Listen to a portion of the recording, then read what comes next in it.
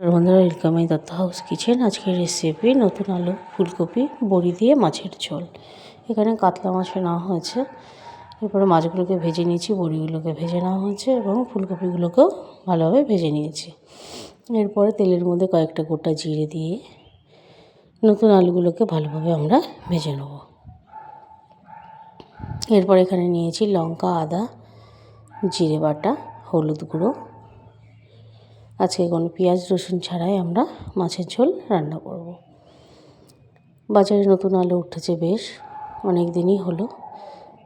এবার নতুন আলুর একটাই অগুণ আছে, যেটা হলো শক্ত হয় যখন ঠান্ডা হয়ে যায়। এর জন্য আমরা অতটা আনিনি। এরপর আর কোনো উপায় নেই, আনতে তো হবেই। যাই হোক, এরপরে নতুন আলুটাকে ভালোভাবে মশলার সঙ্গে কষিয়ে এরপরে ভেজে রাখা ফুলকপিগুলোকে দিয়ে আমরা ভালোভাবে নাড়াচাড়া করে নিচ্ছি। কে কোথা থেকে দেখছেন আমাদের রেসিপিগুলো ভালো লাগলে অবশ্যই সাবস্ক্রাইব করবেন আর লাইক, শেয়ার, কমেন্ট করতে ভুলবেন না। এরপরে আমরা গরম জল করে রেখেছিলাম, গরম জলটা দিয়ে দিলাম। এবার যেটুকু ঝোল খাবেন আপনি সেইভাবে দেবেন, অবশ্যই একটু বেশি দিতে হবে কারণ আলুগুলো সিদ্ধ হওয়ার জন্য। এবার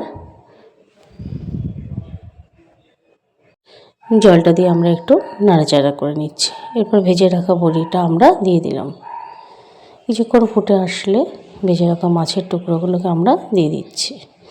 শীতকালে আমরা ভালোভাবে আলুগুলোকে সিদ্ধ করে নেব।